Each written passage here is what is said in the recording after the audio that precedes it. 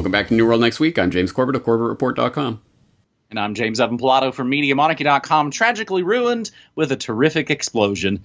We've got that story plus media most foul, but first, U.S. coronavirus outbreaks spurred debate over personal freedoms, and this has been essentially the central debate of the age of medical martial law. This coming from the Associated Press. When the coronavirus flared in China this week, the country canceled flights, suspended reopenings, and described the situation as extremely grave. But with cases rising in some U.S. states, local officials have balked at even requiring people to wear masks. In the United States, which has the most reported cases and deaths in the world, authorities are wrestling with balancing demands for constitutional rights and personal freedom with warnings from health officials that being lax will have deadly consequences. China's response to about their 137 new cases amounted to actually a fraction of the number some U.S. states are seeing each day, they claim. In Arizona, more than 1,100 people visited emergency rooms on Tuesday, just a couple days ago, June 16th, alone with positive or suspected cases on Tuesday alone. Alabama also fast running out of hospital space, leading to impassioned debate over whether to require masks. Other states that haven't mandated face coverings, like Texas and Florida, are also seeing infections soar, with masks becoming a political symbol. Again, as your lamestream news is usually always going to be behind the curve, it's definitely already long been a political symbol. Pepsi presidential candidate Creepy Joe Biden is taking aim at Swamp Thing's approach to the scamdemic, the mask debate playing out nationwide, notably in hard-hit states where face coverings have become a political and cultural debate. The article then goes through all these second-wave cases in Arizona and Florida, which, of course, is going to make for, Major League Baseball impossible. Plus, Texas, Alabama wraps up, of course, with some freedom lip service. Some city leaders voiced concern about trampling on people's rights. I think to make somebody do something or require somebody to wear something is an overreach, Montgomery, Alabama Councilman Brantley Lyons said. Meanwhile, European nations, which embarked on a wide-scale reopening last week, watched Asia and the Americas with trepidation. James, how is your trepidation going over there in Asia? Oh, it's, there's trepidation to go around and some to spare. So, first of all, please remember who told you about the second wave and how it was going to be framed. It was here on this program. We talked about it before. The second wave is coming and you will be blamed for it. It's been set up for months and months. They've been planning this and setting it up. In fact, they even talked about this in Event 201. So it should be no surprise that it is starting to come to fruition via more statistical chicanery and what have you, of course. But at any rate, they are trying to make this real. And I'm taking the international look at this. So I see the rollout of the full court press for China. The second wave is hitting China, and Beijing is locking down again, and all of this coverage, this breathless coverage about the way Beijing is responding to the second wave that's apparently originating from China, once again, for some reason that remains mysterious. And so, I think there's a couple of things to note about this. One is that embedded in all of the coverage about China and what they're doing about this is the implicit assumption, once again, that man, it's so great. Look at the way they can completely lock down entire neighborhoods and weld people into their homes and do whatever they need to do. If only we could do that over here. That is definitely going to be part of this. And secondarily, as you noted, of course, there has been mass unrest and kickback against the wearing masks and things like that in America. Well, guess what? After the second wave comes, and it's even worse than the first, you will be more compliant. And then the third wave and the fourth wave and however many waves it takes to absolutely kick any resistance to the curb is exactly what they're going to do. They've told us since the beginning of this crisis, this is what's going to happen. Lockdown and release, lockdown and release, lockdown and release. It's the pattern that they've established, and we're watching it happen. So remember that they've told you about this. Remember that this is part of the plan. This is designed to wear people's resistance down to the agenda. It is coming, so brace yourself. And as we've been saying, the mechanisms for this new announcement of control, again, they've been setting it up for the last 20 plus years. They're just now sort of, again, announcing it again. Your phone didn't just suddenly gain the ability to be tracked and traced all the time. It's always been there, not a bug. It is a feature. And that, again, that all ties in, James. You've nailed it exactly. Gosh, it's great how China can lock down in a heartbeat. Shouldn't we do that too? It is indeed a brave new world after all, James. And looks like a lot of these situations, again, if there's a move to be made on the grand chessboard, places are making those moves. A skirmish in Galwan Valley, India and China's deadliest clash in more than 50 years. This coming from The Diplomat. Weeks of tensions at several points along the Sino-Indian border broke into deadly clashes this week in the eastern Ladakh's Galwan Valley area. Don't worry, I included links to some maps. I had to look some of this up to get a little familiar with what we're talking about. Alongside an unknown number of Chinese casualties, at least 20 Indian troops were killed in a major brawl between the two sides, although details of the incident, which took place Monday night, June 15th, remain closely guarded. The deaths mark the first along this border in at least 45 years. The violent clash, which early Indian reports suggested did not involve the use of any firearms, took place just days after reports in the Indian media suggested that the two sides had come to an agreement on a partial disengagement and had moved their armed forces back at several points along the border. So the site of this latest melee, the Galwan Valley, Galwan, Galwan Valley, a flashpoint from the 1962 India-China War that's reemerged as a point of contention between the two sides, starting in as far back as May of 2020. Like most of the terrain along this sector, it is high altitude and inhospitable. TheDiplomat.com says this makes clear that this is the most serious incident along the Sino-Indian border since 1967, when the two sides last had a major skirmish resulting in scores of deaths. And like I said, I'll include some links to just look at the Galwan Valley and the Galwan River and how this sort of sits, again, on the grand chessboard. So, James, basically, that's one way to do things, but I guess I like this other way much better. It's a lot showier. North Korea blows up South Korea joint office in rebuke of Seoul. North Korea blew up an inter-Korean liaison office on its side of the border in an explosive rebuke to Seoul, South Korea, that appeared designed to draw maximum global attention with little immediate risk of war. Whereas I would say that first story that we talked about is actual war with zero coverage and nobody paid attention to it. The move represented North Korea's most serious provocation in years and follows an escalating series of threats against South Korean President Moon Jae-in's government. State-run Korean Central News Agency said in a statement that the office, the most concrete achievement from a series of summits between the two Koreas in 2018, was tragically ruined with a terrific explosion. And we will include video of that explosion. James, one, did you watch the demolition footage? And two, I mean, I periodically see World War III just, trending along the sidebar with whatever maybe sports and TV news might be happening. It seems like it might be kind of getting close, eh? Well, yes, one, I did see the footage, and I'll give it a 7 out of 10. It wasn't quite as entertaining and dramatic as World Trade Center 7, but there is a documentary airing on PBS in the near future about World Trade Center 7, so we'll direct people in that direction if they want to see some exciting and interesting footage of building demolitions. But secondarily, to your second question in regards to World War III, I really hope people will look at my last questions for Corbett. I think it's a particularly important one about the real nature of World War III and what's happening. To address these issues that we're talking about here specifically, I hope that this puts to rest the retort of the MAGA cap wearing Trump supporters that, it's a good thing that he's appointing Bolton and all these neocons to his administration. Keep your enemies closer. Ha, whoa, it's 27D chess. Yay. No, that was a stupid move. It always was. And it just proves that he's just part of the same old boys club that's working with the system.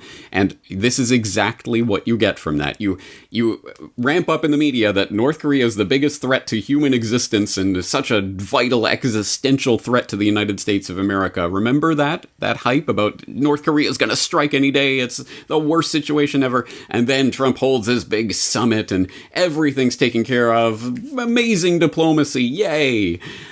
Fast forward a couple years. Oh, everything completely back to where it was. In fact, probably even worse than it was before. Why is that? Oh, that's right, because you entered into these nuclear negotiations by saying, you better disarm. This is going to be a Libya-like situation, i.e., you guys disarm, and then we come and invade and bomb your country to smithereens. They continued with the war games with South Korea, continued the provocations. So North Korea has called it off in a very dramatic fashion to say, hey, we're not playing games here. Once again, surprise, surprise. No, it comes as no surprise to absolutely anyone who's been keeping their eye on this situation. And this is the kind of nonsense that calls out the political blather and hot air of the Trump administration on so many issues. It fails to deliver on absolutely anything. It's all just pomp and circumstance and show, with nothing to show for it except for disaster and destruction. Secondarily, with regards to the India-China border dispute, if people really want to know what's going on here and what the background is, I did write about this recently in an article on what is happening, what in the world is going on, is what I titled it. And I did go into the background of this dispute and why it's kicking off right now. But really, to really understand the context of this, I think you have to go back to my reporting on the Kashmir crisis last year.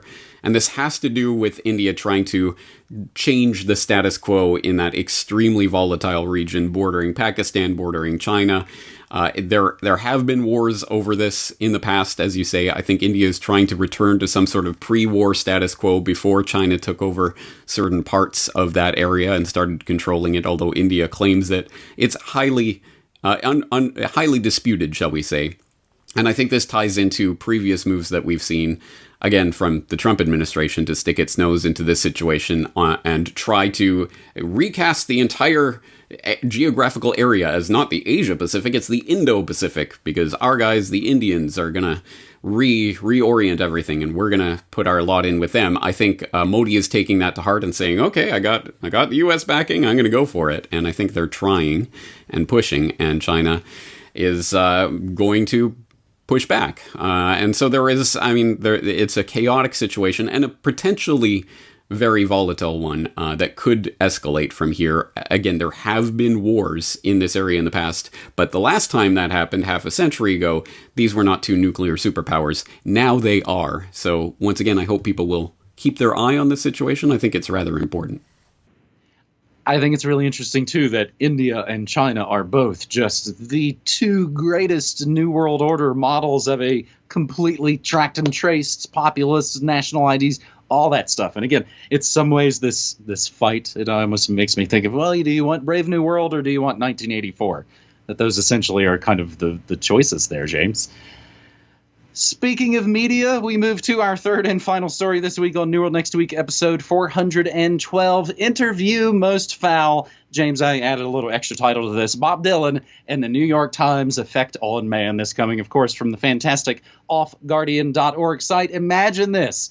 A so-called presidential historian for a major television network publishes an interview in the most famous newspaper in the world with the most famous singer-songwriter in the world, who's recently written an explosive song accusing the U.S. government of a conspiracy in the assassination of the most famous modern American president. And the interviewer never asks the singer about the specific allegations in the song, except to ask him if he was surprised the song reached #1 on the Billboard hit list and other musical and cultural references that have nothing to do with the assassination. Well, imagine no more, for that is exactly what Douglas Brinkley, which of course is one of those names you hear in the news through all those generations, CNN's presidential historian. That's what he did with his June 12th interview with Bob Dylan in the New York Times. And the quote, of course, "Murder most foul," is from Hamlet when the ghost comments about his own death. Murder most foul, as in the best it is, but this most foul, strange, and unnatural. So, James, basically, Bob Dylan put out a new song a couple months ago about the Kennedy assassination. And on my radio stream, we've actually played and spun there's actually 3 new Bob Dylan songs that have come out over the last couple of months. So there's Murder Most Foul was the first biggie. And it got, massive mainstream coverage. Everybody was falling all over themselves to talk about a new Bob Dylan song. It was his first new music, actually, in a few years. His first original music in several years. The other 2 songs, in addition to Murder Most Foul, are called False Prophet and I Contain Multitudes, both just chock full of biblical and literary references. James, it's also kind of funny in a way. Murder Most Foul specifically, sounds like an old man reading off lists of things. Or we even joked in the chat that he thinks he's talking to his digital assistant. Play Misty for it. Play this. So while he's singing extensively about one of the biggest true crime conspiracies of all time, I couldn't help but feel like, and again, this is what we kind of discussed in the chat while playing this massive song, it almost feels like he's trying to conjure up some parapolitical hoodoo against Orange Man Bad, some sort of new King Kill 33 scenario, if you will. And it is, of course, the Purge election year, after all. And James, we were wondering, again, it seems like another situation where historians, researchers, and legendary singer-songwriters can only see conspiracies against their precious fake left figureheads. Also, did we mention that the Bob Dylan Murder Most Foul song is 17 minutes long? James, have you listened to this monster? I have, actually. As a piece of music, not particularly compelling, but it was interesting to listen to once. I'm not sure how many times I'm going to put it on repeat, but I would recommend, if people are interested at all in JFK and or Robert Zimmerman, they should probably check this out. But I hope people will also check out this article that we're linking up by Edward Curtin at Off Guardian, where he, I think, rightly deconstructs that interview and goes through the absurdity of it, of having this CNN presidential historian interviewing Robert Zimmerman with his new music and about the JFK assassination and completely sidestepping that issue. But perhaps that should not be so surprising, and I'm going to bet, it seems to me, Curtin is probably a Zimmerman fan. I am not.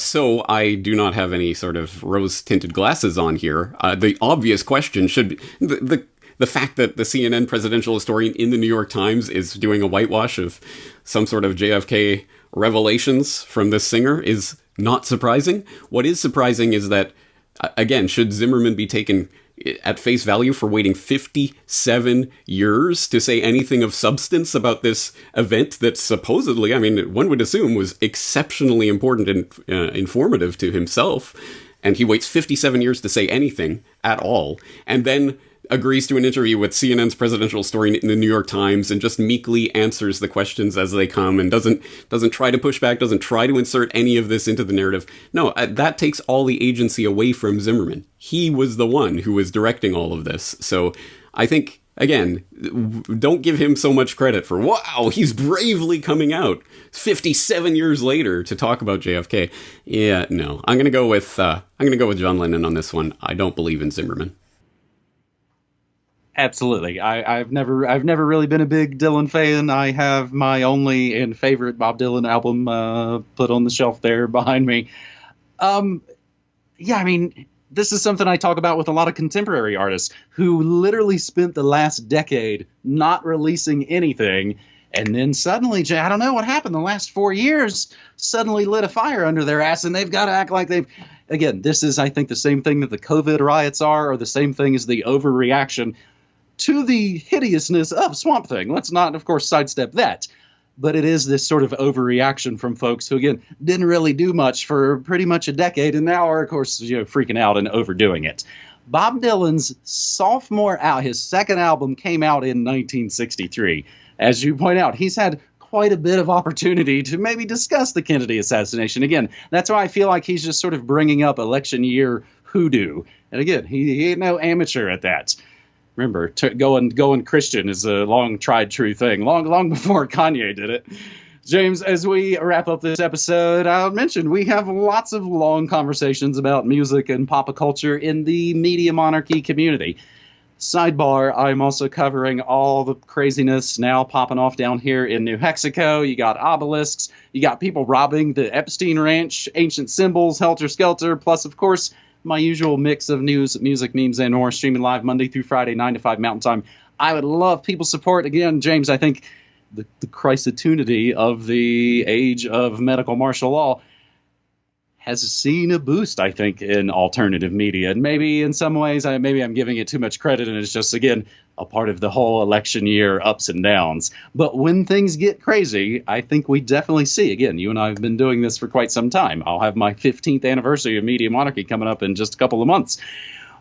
When things get crazy, people want to find sources that Again, not saying they believe every single word we say. Everything we say is included in your show notes so you can continue the research for yourself.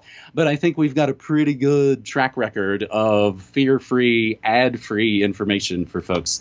And again, I hope people will come check it out. MediaMonarchy.com/join. As little as $1 a month, I think, keeps us going and growing, as I like to say. James?